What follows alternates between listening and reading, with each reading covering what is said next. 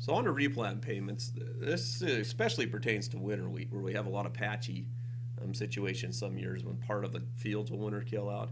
Your multi-peril insurance will pay you to reseed fields or spots with poor emergence.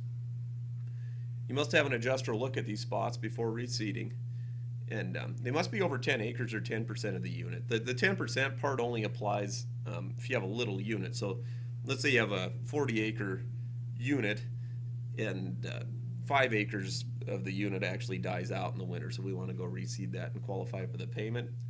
Obviously, you'd have to be over 10% of the 40 acres, which should be 4 acres, right? So on those smaller units, you just have to be over 10% of what your total acres in the unit is to qualify for this.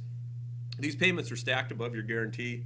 Just as a real quick example, if you're guaranteed $100 an acre on your crop insurance, and then you get a $30 an acre replant payment, that doesn't take away from the $100 an acre you could receive at harvest or if that unit got hailed out. It actually would stack on top, and it's paid per acre. So the whole unit doesn't have to fall into this scenario. If you had 40 acres out of a 400-acre unit that just did not emerge and you wanted to reseed it, they would pay you the, let's say, $30 an acre on the 40 acres.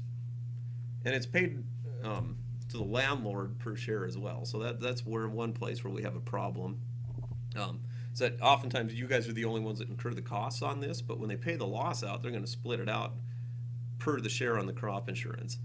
It used to be that we could have the landlord just sign off on the payment. Now they actually physically will issue the payment to the landlord, and if you want to get that part back, you're going to have to go to the landlord and work out a deal with them to cut you a check back on this stuff.